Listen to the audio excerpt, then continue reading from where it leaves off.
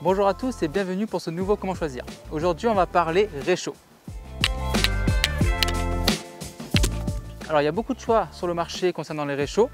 Ça va être très important de bien choisir son réchaud en fonction de ses objectifs, car c'est grâce à lui que vous allez pouvoir manger chaud, boire chaud et vous allez pouvoir justement vous alimenter tout au long de votre trek.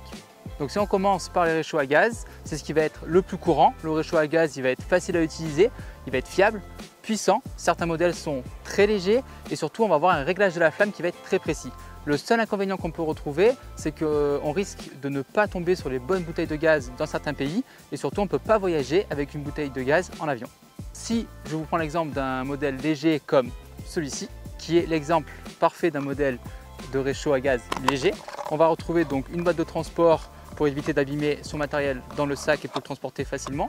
Une fois qu'on a sorti le brûleur, on va avoir notre brûleur qui s'ouvre comme ceci. Et en fait, il suffit juste de venir visser cette bouteille de gaz juste en dessous du brûleur, comme ceci. J'ai juste besoin de venir visser mon brûleur dessus. Hop, voilà. Une fois que celui-ci est vissé dessus, ici j'ai mon réglage de flamme, donc j'ouvre ou je ferme mon gaz et avec un briquet ou un piezo, je viens allumer ma flamme.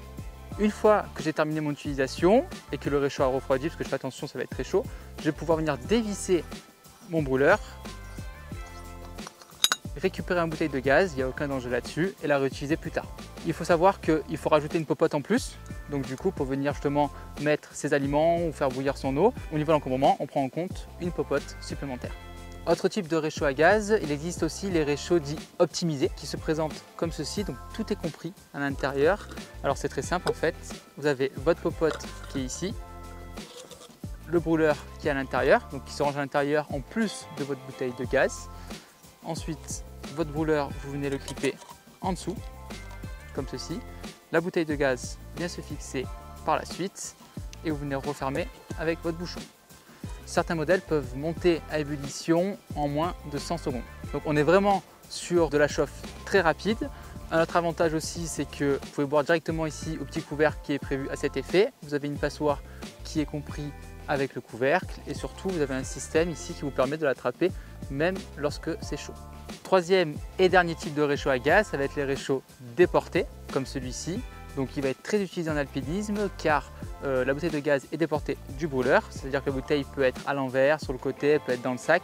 Donc c'est très utile lorsqu'on est en bivouac, dans des endroits très escarpés où il n'y a pas beaucoup de place. Sur ce style de modèle, on va être un peu plus proche du sol, donc forcément un peu mieux protégé du vent. On va être aussi plus stable et on a la possibilité d'y placer des popotes un peu plus grosses. Pour terminer, il existe également des modèles multicombustibles, donc qui fonctionnent à la fois au gaz et à l'essence. Ces modèles sont très polyvalents. On peut retrouver du coup ce combustible partout dans le monde, que ce soit l'essence ou le gaz, on en trouvera quoi qu'il arrive.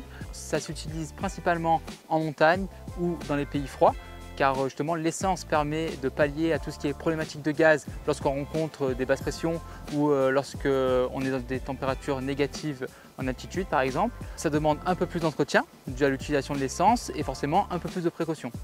Alors attention, car tous les modèles ne sont pas vendus avec un allume-feu intégré.